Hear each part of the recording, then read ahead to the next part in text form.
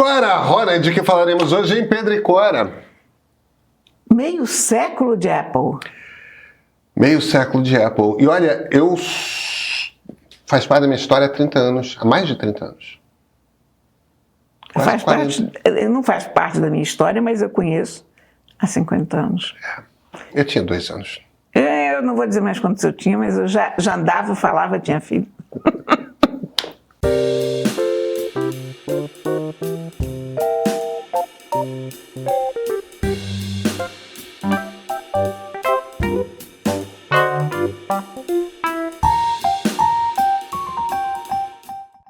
Cora, na quarta-feira passada, a Apple Computer Inc. completou 50 anos de idade. Parece que foi ontem. Eu digo não a quarta-feira passada, hein?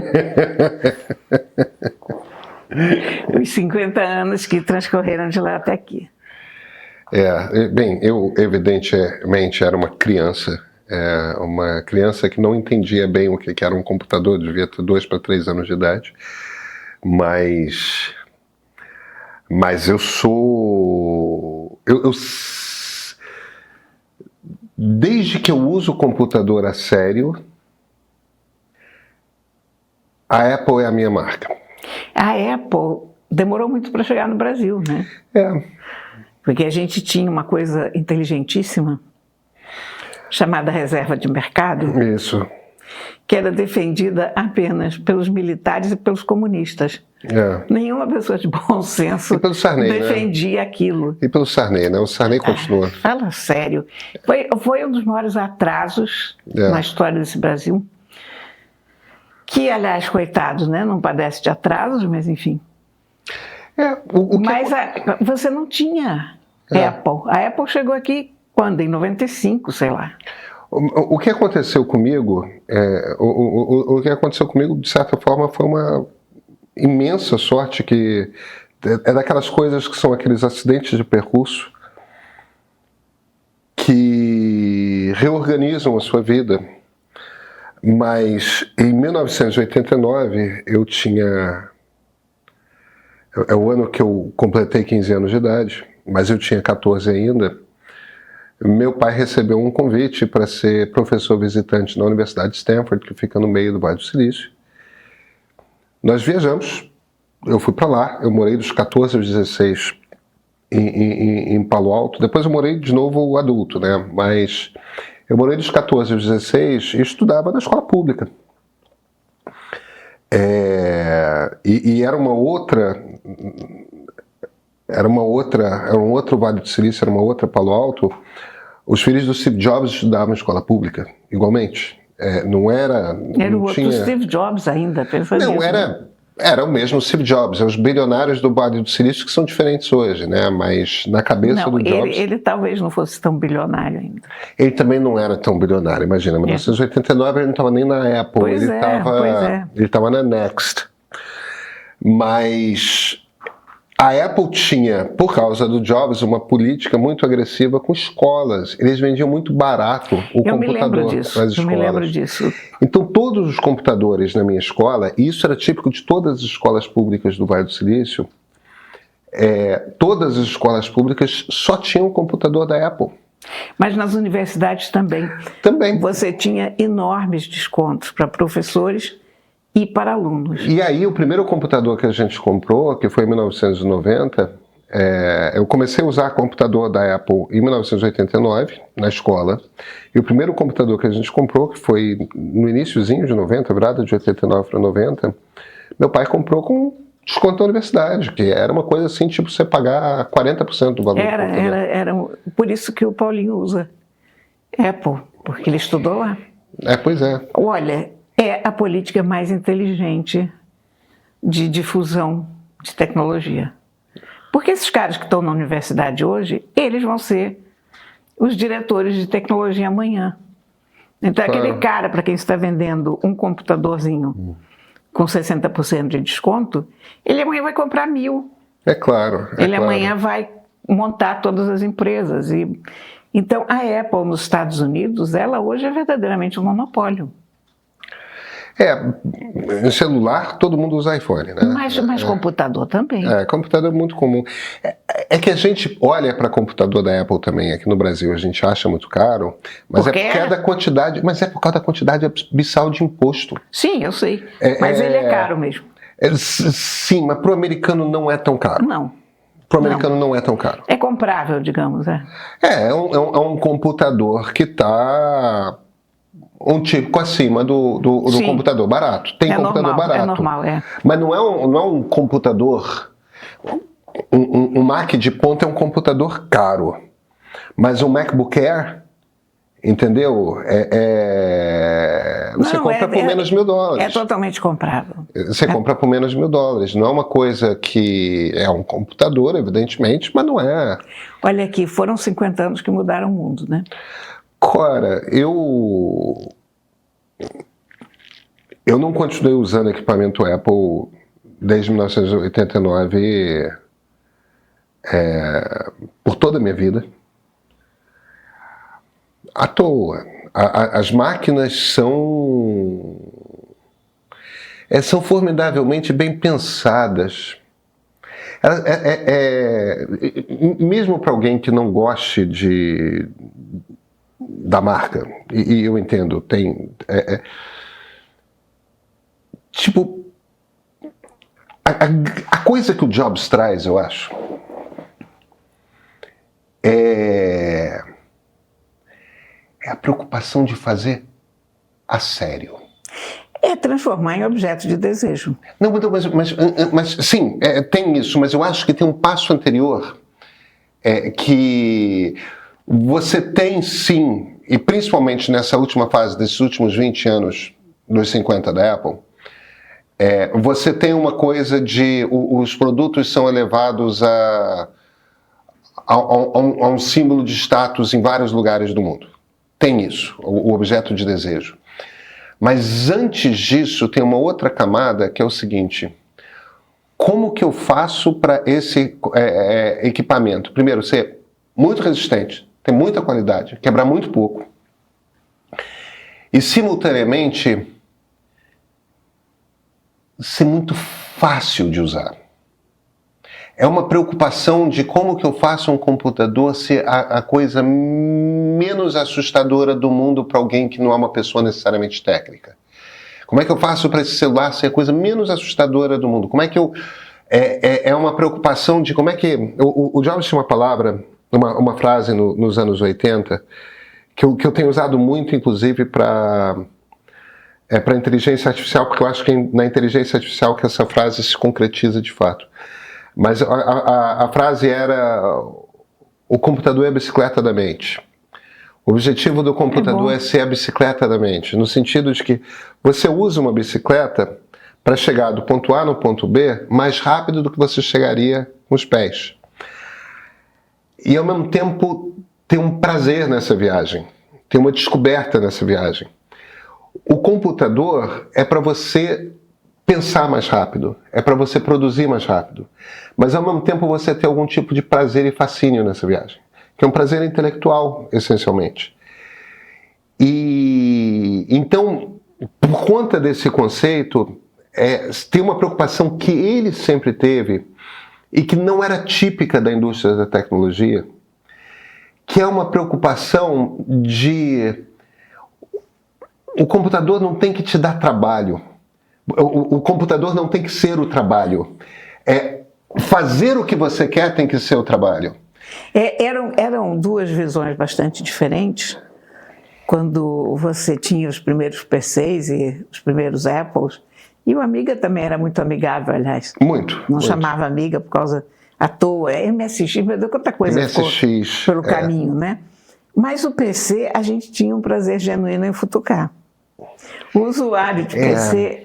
No começo, bem no começo, era essencialmente uma pessoa que gostava daquelas pecinhas, gostava de montar aquele troço. E no Brasil, pelo menos por conta da inteligentíssima reserva de mercado, todo mundo tinha que fazer isso, porque você contrabandeava tudo. Claro. Não chegava uma máquina inteira, você trazia uma placa escondida dentro da mala, a outra vinha aqui na bolsa, vinha um disco rígido no sapato, sei lá. Claro. Estava tudo espalhado pela sua bagagem, né? Que na verdade... E o Milor teve uma frase ótima. O Milor usava Mac, não usava? Não, o Milor sempre usou PC. Ah, é mesmo? Mas o Milor fez uma frase maravilhosa uma vez, que era o seguinte, que o computador é uma máquina genial, com 3 idiotas perguntando por que não funciona. E às vezes a gente não tinha quórum, às vezes a gente estava só eu e ele. Não funcionava, eu não conseguia entender por quê. A gente ligava para um amigo e dizia que vem correndo para cá porque ainda não temos quórum. É o mínimo do computador. Aí nós ficávamos os 3 batendo cabeça sem entender o que tinha pifado. Mas realmente, os computadores da Apple, eles não tinham... Quem usava a Apple era Rubem Fonseca, sempre usou. É uma coisa de tribo mesmo, e a gente, nos anos 90, a gente já falava das 2 tribos, né? Dos PCzeiros e dos vaqueiros, né? Tinha Marco Fadiga que escrevia a coluna do seu... Exatamente. Mac Etc. Mac Etc, exatamente, no Informática Etc. Foi a primeira coluna de Mac do jornalismo brasileiro.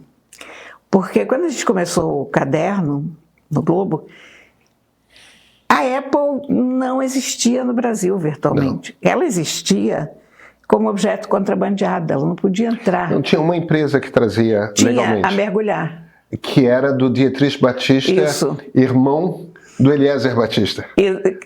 Filho do Eliezer Batista, irmão do... do marido da Luma. Do marido da Luma, que eu esqueci.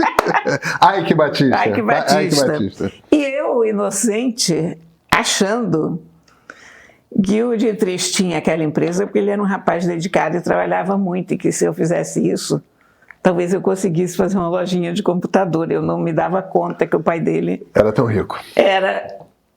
Nem que era rico, tinha aqueles recursos infindáveis do poder brasileiro. Claro. Né? Mas eu me lembro que a primeira vez que eu vi um computador Mac, eu não me lembro mais qual era, foi o Valtinho Salles. Ah, é? Que quis mostrar pra gente. Então fomos o Milor, Rubem Fonseca, eu e Valtinho, para casa do Fritz Dorey, que era pai do Fred Dorey, que é o cara da Totem. Sim. Né? O Fritz tinha os primeiros Macs que chegaram ao Rio de Janeiro, morava num duplex ou triplex na Avenida Atlântica, uma coisa gigantesca, porque custava muito dinheiro Mac naquela época. E eu me lembro que o Milor e o Zé Rubem quase foram atropelados. E o Valtinho me disse, meu Deus, quase perdemos 50% da cultura brasileira, da intelectualidade brasileira. Enfim, tudo tem uma história, você está vendo? E aí nós achamos lindo aquele computador fantástico e tal. E aí o Zé Rubem tinha até aquele momento um processador de texto dedicado. Isso era uma coisa que existiu no começo dos computadores, quando apareceram os primeiros PCs, etc. Havia algumas máquinas que eram máquinas de escrever sofisticadas. Se não me engano, eram da Philips, viu? Eram processadores de texto, basicamente um Word que não fazia outra coisa. Era um computador que só digitava texto. Só fazia texto. Saramago também usava um desses. Vários escritores na época usavam esse. O Milor, evidentemente, também achou muito reducionista, porque o Milor queria desenhar também. Claro. Mas senão a gente tinha embarcado também nisso aí. Mas era muito comum. E aí o Zé Rubem ficou empolgado e partiu pro Mac a partir daquilo. E quem trouxe foi o Dietrich. E a Mergulhar ficava ali na Francisco Otaviano, lembra? Não era no Jardim Botânico? Não, foi depois que foi para o Jardim Botânico? Na Francisco Otaviano. Se chamava Mergulhar porque publicava uma revista de mergulho chamada Mergulhar. Eu lembro que eles eram uma gráfica, que eles eram uma gráfica e tal.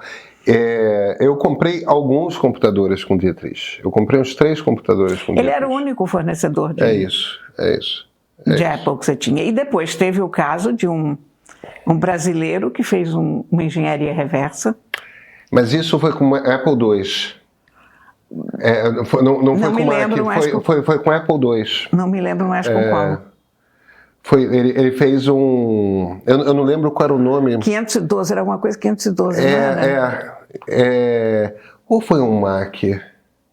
Não sei. Tivemos uma engenharia reversa que o Brasil burramente proibiu. Porque legal. A Apple, uma vez que você tinha uma reserva de mercado, ela devia valer para dentro e para fora. E a pirataria, tecnicamente, era permitida, a pirataria de hardware. Exatamente. Mas a Apple veio com todos os canhões em cima desse cara. O que foi uma coisa, a Apple veio, na verdade, foi o governo Sarney, né? Porque o que aconteceu era o governo Reagan, a Apple foi ao governo Reagan, ao Departamento de Estado. E o Departamento de Estado, que não fazia nada pelos PCs clones, porque no fim das contas era um modelo meio que aberto mesmo, porque tinha a Itaú e Tech fazendo PC, né? Tinha várias. Tinham várias empresas, a mais famosa era a Itaú Tech, mas esse computador, você tem razão, era um Mac clone, era um 512, que é o segundo modelo de Mac. E aí o Departamento de Estado veio para cima do governo federal e o que eles fizeram foi o seguinte: se vocês permitirem isso, eu acompanhei muito essa história, se vocês permitirem isso, a gente vai aumentar em não sei quantas vezes o imposto das laranjas brasileiras. É mesmo, entrar nas laranjas na parada, foi isso mesmo. E aí o governo Sarney, o governo Sarney, entre a maçã e a laranja, ficou com a laranja. No Departamento de Estado alguém tinha senso de humor. Bem, é que a principal exportação naquela época do Brasil para os Estados Unidos é que hoje é o agro, né? No Brasil não era assim, era laranja. Então aquela ameaça a laranja brasileira, calou fundo. Não, isso é um problema. O Brasil era uma economia muito menor. A questão é a seguinte: o que vai acontecer nos próximos 50 anos? Eu não sei, porque o que... A Apple hoje tem... Isso o Tim Cook falou na mensagem dele de aniversário a todos os funcionários. Eu não conhecia esse número. Hoje, a Apple tem 2,5 bilhões de equipamentos ativos. Nossa! No mundo, existem 2,5 bilhões de equipamentos que estão conectados à internet e têm a marca Apple. Só eu tenho 4. Eu tenho Meus fones, meu iPad, meu relógio, meu celular, 5, e o computador. Eu tenho um iPad que eu não uso, mas que está lá. Não, eu uso tudo e bastante. Então são 2,5 bilhões de equipamentos. Agora tem uma questão que eu me pergunto muito, e me pergunto com certo lamento, que é o seguinte: com todo imenso respeito que eu tenho a Steve Wozniak, porque são os dois Steves na garagem, né, que fundaram a Apple, Steve Wozniak e Steve Jobs. O Steve Wozniak, esse cara que tem um coração do tamanho de um mundo, um engenheiro que foi um dos engenheiros mais talentosos do Vale do Silício que estava nascendo, e um cara extremamente generoso, o gênio Jobs. O Woz não era um gênio, né? O Woz era... Eu não sei se o Jobs era um gênio, definitivamente. O gênio Jobs. Porque você tinha muitas pessoas como o Woz naquela época. Você tinha o pessoal da HP, você tinha o próprio pessoal da Apple. Aliás, o Woz era a cria da HP, né? Você tinha muita gente muito talentosa. É isso. E muito bem formada, mas... É isso. Aquele pulo do gato, aquela... O Jobs tinha... Enquanto todo mundo estava lá em Mountain View, Menlo Park, Palo Alto, enquanto estava todo mundo ali no vale, do tipo, Vamos fazer computadores com esse espírito que você descreve de montar como é que a máquina funciona, quebra-cabeça. Era um Lego primitivo. O Jobs olhava para aquilo e o mundo inteiro vai querer usar isso. Ele olhava para aquilo como produto e não como brinquedo. Ele viu como eletrodoméstico, digamos. Ele viu como eletrodoméstico. E a gente tem um problema, ele era muito jovem, tinha 20 e poucos anos, né? Sabe qual é a palavra? Usabilidade. Porque isso foi a marca da Apple. Ele que traz a palavra usabilidade para a indústria, né? No iPod também. Não, tudo. Porque você tinha música portátil, aqueles Discmans da Sony. Isso. Mas era um trambolho. Isso. E era um trambolho que volta e meia falhava. Você tinha aqueles tocadores de MP3. De fita cassete. Não, você tinha, que eram os Walkmans, mas você tinha também no início já tocadores de MP3. Só que cabia sem músicas. Não eram viáveis. E era um troço assim que você pensava, como é que você passa de uma música para outra? Era muito primitivo, aquilo não ia colar. O que colava era o Discman. O Discman todo mundo tinha, queria ter, etc. Foi a coisa que botou a música... Quer dizer, você tinha radinho de pilha antes daquilo, mas o radinho de pilha, essencialmente, era para ouvir jogo de futebol e notícia. É isso. Porque a qualidade de música era muito ruim. É isso. Mas o Jobs, ele tem um período de crescimento, que são os anos 80 e início dos anos 90. Que era um cara muito impulsivo, muito agressivo. Ele já estava com toda a genialidade dele ali. Aí ele é expulso da Apple. Ele vai montar uma segunda empresa, que é a Next, que desenvolve um baita sistema operacional baseado em Unix, muito sólido, muito amigável, num computador que era lindíssimo e é um fracasso. Quer dizer, o Jobs lança o Elisa é um fracasso na Apple. Ele lança o primeiro Mac, que é o Mac 128K. Não tem memória para nada. É um brinquedo, uma máquina fabulosa, muito cara, que não tem memória para nada. Eles vão lançar o 512 e depois o Mac Plus. O Mac Plus é o primeiro Mac que serve para alguma coisa, que dá para usar. O Jobs já estava fora. E aí eles descem... Tem uma coisa ali de um ajuste de mercado que o Jobs não sabia fazer. Ele sabia fazer a máquina que as pessoas usariam, ele não sabia ainda a coisa do marketing. De novo, o Next é um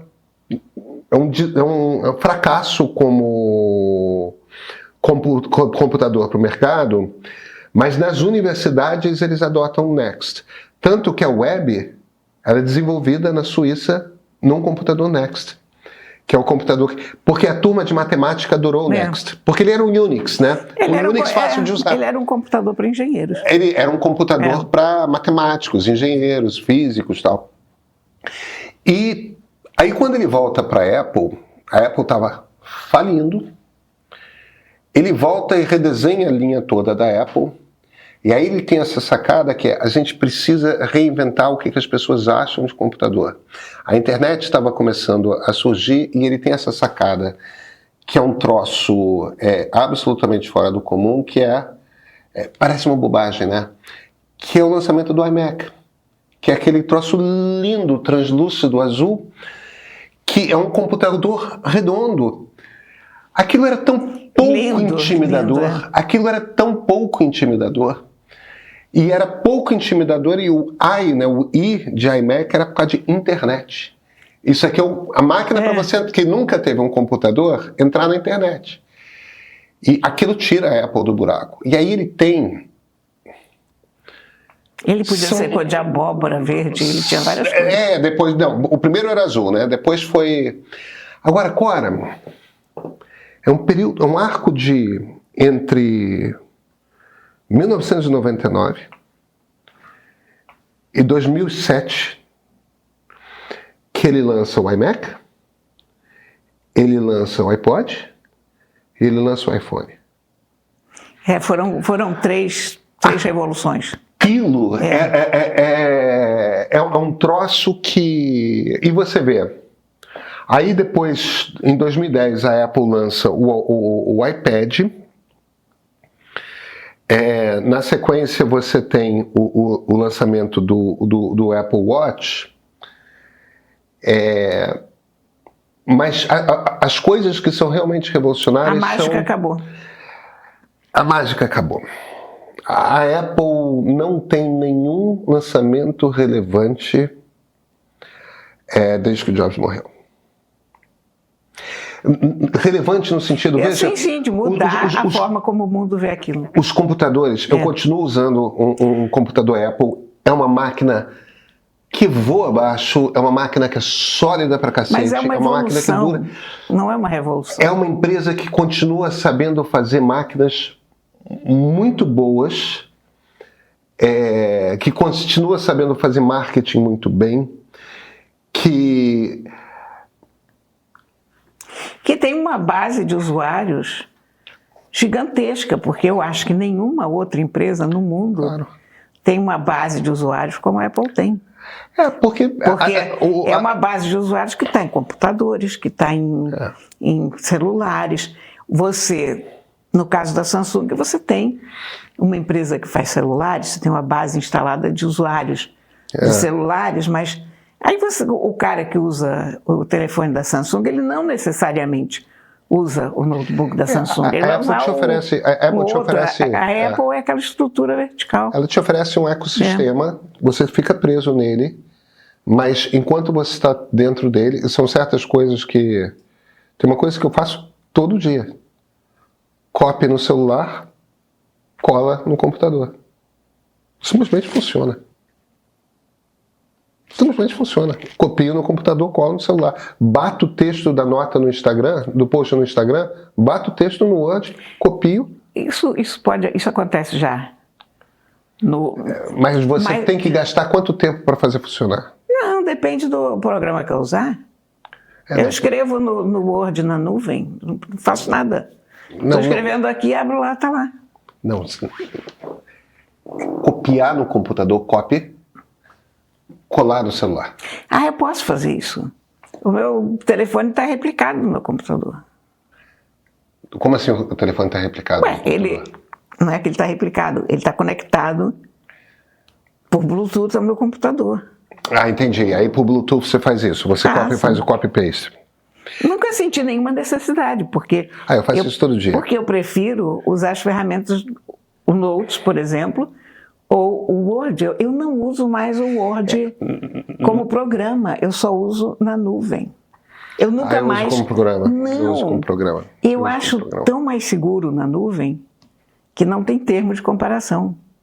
Que quando você usa o programa, ele está escrevendo na nuvem de qualquer jeito, né? Ele está salvando na nuvem o tempo todo. Né? Ele está salvando na nuvem. Quando você usa a versão online, você está escrevendo na nuvem. Essa é a diferença. Então, aquele momento em que a gente perdia, sei lá, um parágrafo com um pico de luz ou qualquer bobagem, que às vezes acontecia... No break. Eu tenho no break, mas ainda assim acontecia de vez em quando. Nunca mais. Eu comecei a escrever uma vez online, porque me aconteceu um negócio desses, não sei nem o que foi. Eu estava escrevendo e perdi um parágrafo inteiro. Eu digo, que droga, vou escrever online. E olha, me dei conta de que... Eu não peguei esse hábito ainda. Eu tenho pânico de escrever em alguma coisa que não seja online. Que interessante. Interessante. A Apple perdeu essa fagulha. O Tim Cook não atrás. Ele não é... E eu acho, inclusive, que a Apple está rica demais para ter essa possibilidade, porque ela ficou grande demais, de uma certa maneira, para arriscar. Eu sinto saudade. Eu também. Eu me irritava, passava raiva às vezes. Mas era lindo e divertido. Eu sinto bastante saudade de viver num mundo que o Steve Jobs está vivo. Eu também. Enfim. Cora Ronen. Tem livro? Olha aqui. Posso falar que essa capa não me atrai nada? Você tem toda a razão. Eu ia falar exatamente dessa capa, porque esse livro foi muito prejudicado. Não só pela capa dele, como pelo título que deram em português. Esse livro em inglês, eu vou até pegar o título. Ele é muito bem traduzido, tá? Mas o título dele em português, e essa capa não dá a menor ideia do que ele é. O título em inglês é Os Europeus, 3 Vidas e a Criação de uma Cultura Cosmopolita, que também não é nenhuma coisa maravilhosa, convenhamos.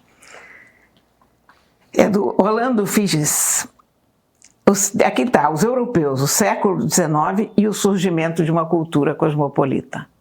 Não é o século XIX que está em jogo aqui, é um trisal. Ah, muito mais interessante. São 3 pessoas. Uma cantora de ópera, Pauline Viardot, que era a Maria Callas e Madonna e a Anitta, tudo junto embrulhado no mesmo pacote, era a maior diva da época dela. O marido dela, Louis Viardot, que era empresário, diretor de teatro, um intelectual, 20 anos mais velho, e Ivan Turgenev, o escritor russo, que era inteiramente apaixonado por ela e que passou 40 anos morando ou na casa deles ou ali do lado, etc., numa relação que ninguém discutia mais, porque era aquela relação dos Muito 3. bom, muito bom. Isso é o que? Então, Paris?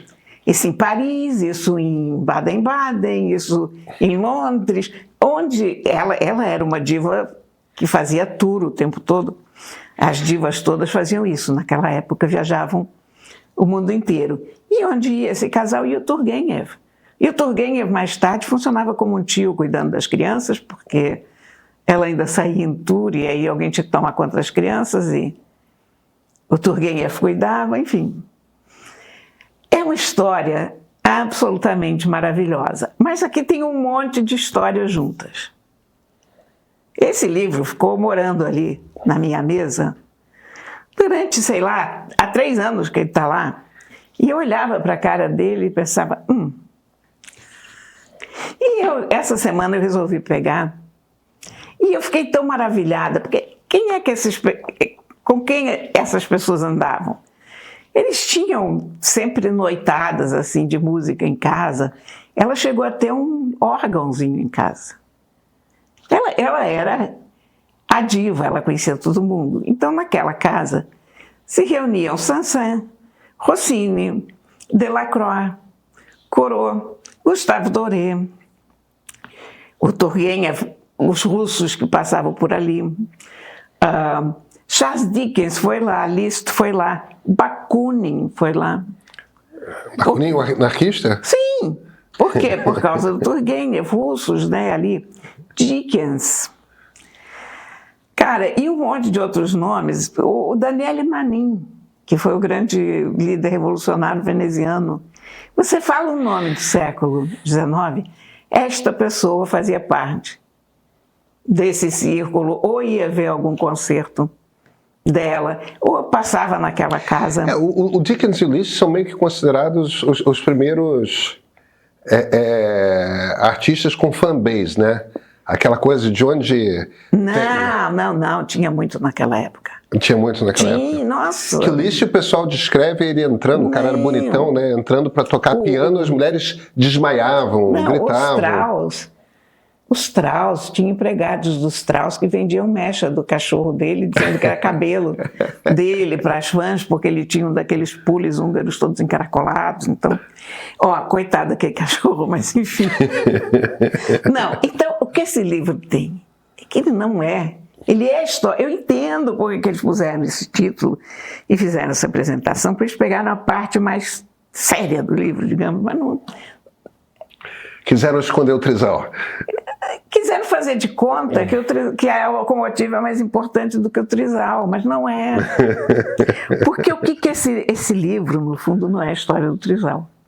No fundo, esse livro é a história de como se formou a noção de uma cultura europeia. Porque isso não existia até o século XIX. Até entrarem pessoas como essas em cena, que começavam a viajar de um país para o outro e a levar a cultura para cá, para lá, para todos os cantos. E isso se fez por causa das ferrovias. Ah, que interessante. Então, a noção, porque até do século XIX, você tinha culturas muito locais, você tinha aqueles estados, nações, não tinha uma ideia de Europa. Essa ideia nasce a partir das ferrovias. Entendi. Então, por isso que essa locomotiva está aqui na capa.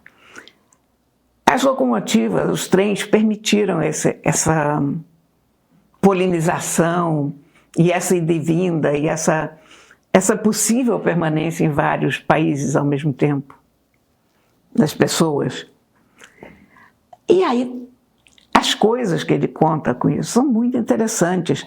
Por exemplo, Turgenev era um nobre. Turgenev tinha bastante dinheiro de família. Depois passou por perrengues, porque a mãe segurava tudo lá, que não queria que ele ficasse em Paris. Então ele passava fome, literalmente. Ele ia jantar com os amigos e sair antes de pagar a conta, esse tipo de coisa. E não tinha onde cair morto, mas era um nobre russo cheio da grana lá atrás. E ele às vezes ia para a Rússia, para aquela herdade dele, e ele levava 3, 4 semanas de charrete. Nossa, que pesadelo. E carruagem, e você imagina aquelas estradas. De repente ele consegue fazer isso em 5 dias. Para a gente parece uma loucura hoje, 5 dias. Era muito rápido. Bom, o que você faz? Pensa bem, você tinha uma carruagem, aquela porcaria jogava para cima e para baixo, batia. De repente você tem um troço que anda nos trilhos sem se mexer. Claro, claro. Maior estabilidade do mundo. Você começa a ler a bordo. O que começa a acontecer? Você começa a vender livros. Por quê? Então, isso é uma bênção para as editoras. A criação das ferrovias. As pessoas começam a ler, então toda estação começa a ter uma livrariazinha da estação. Se criam os livros de bolso, enfim, olha, a gente não tem ideia de como está tudo ligado no mundo. Mas ele usa esse trio de pessoas interessantíssimas, porque ela era uma figura. Turgenev era aquele russo apaixonado, idiota, né? Ali sempre com a sua diva e tal. E o Viardot era um sujeito pragmático, evidentemente, muito inteligente, afetuoso. E essa vida rica que esses caras tiveram. Então está tudo isso ligado nesse livro. É um livro de muitas camadas. Eles poderiam ter feito 10 capas diferentes. Essa capa não é feia. Ela não é uma capa ruim se você estiver anunciando uma história das estradas de ferro europeias. Mas quem não gosta da história das estradas de ferro europeias, que é uma história fascinante, mas eu só descobri isso depois de ler esse livro, então esse livro não me chamaria pela capa, embora tenha muita gente apaixonada por estradas de ferro, mas tem alguns sebos na Escócia que o que mais vendem são livros sobre trens e estradas de ferro, mas isso é toda outra história. Enfim, eu estou injuriada porque eu acho que esse livro não teve a sorte que ele poderia ter tido, porque esse livro é muito divertido, muito bom, e é um livro muito rico. É um daqueles livros que você lê e você chega ao fim achando que você de fato aprendeu alguma coisa, que você encontrou muita gente divertida, que você descobriu muita coisa que você não sabia. Que bacana. Mais que uma leitura, é uma experiência completa. É grande. Mas muito disso aqui é índice, sabe? E é realmente muito bom. E a história parece fascinante. A história é fascinante. E está muito bem escrito. E olha aqui, vamos cumprimentar o tradutor, porque está muito bem traduzido. Eu impliquei muito com esse título, mas eu também implicaria com o título em inglês, que também não é nenhuma maravilha, mas pelo menos fala de 3 vidas que estão ausentes nesse título. Quer dizer, o que é uma história pessoal, o que é um romance com filial e tudo, aqui vira uma coisa anódina, né? Clóvis Marques traduziu. Então, deixa eu contar uma historinha curiosa de internet para terminar. Que curiosamente é relacionada a esse negócio. Por volta de 2006, 2007, um dos primeiros memes que viralizou foi uma montagem de um grupo de estudantes da Universidade de Boston. Que o que aconteceu foi o seguinte, tinha uma música que era popular por essa época chamada Listomania, que era uma música com o nome da primeira mania, tipo a primeira bitomania, né, que é em cima do Franz Liszt. Então esse grupo fez essa música chamada Listomania, e alguém, internet, o YouTube estava começando, alguém achou graça e pegou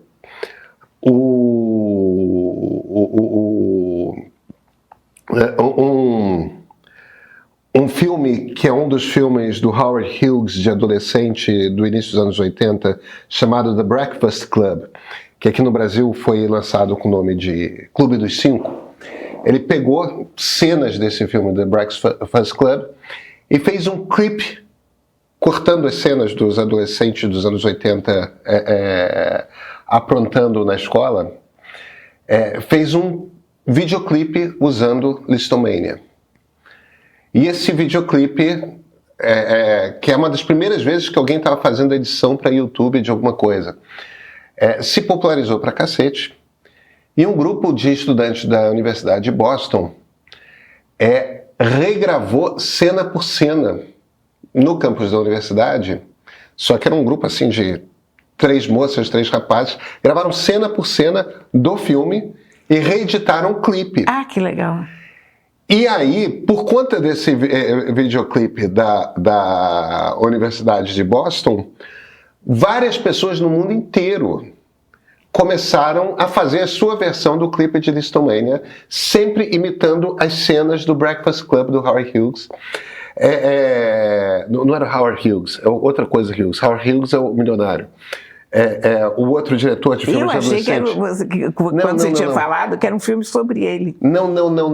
É um diretor de filme de adolescente dos anos 80. Mas enfim. Agora, isso foi uma das primeiras coisas que virou um meme. Todo mundo, inclusive uma turma aqui no Rio de Janeiro, na Urca, fez uma versão na Urca do clipe de Listomania. Muito divertido e tudo mais. Uma das jovens que aparece no clipe da Universidade de Boston, que inventou esse negócio, é Alexandria Ocasio-Cortez, a deputada mais à esquerda que coisa gozada da Câmara dos Deputados americana. AOC. Tá lá, Listomania, na Boston University. Se você for lá no YouTube, você ainda encontra. Que coisa engraçada. E você vai encontrá-la ali com 20 anos de idade. Sensacional. Por causa de Listomania. Tudo está interligado. Exatamente. Cora, nos vemos na quinta, né? Sim. Até quinta-feira. Você sabe em qual Brasil você vive? Porque a gente tem 5 Brasis. E olha, a maioria de nós só conhece o Brasil da nossa bolha. Eu passei meses investigando isso. Virou uma série original no streaming do meio. Ponto de partida da série Nós Brasileiros. É o tipo de produção que não existe em nenhum outro lugar. Está disponível para quem assina o Premium. Se você quer entender o país de verdade, não a versão que cabe nos shorts, o link está na descrição.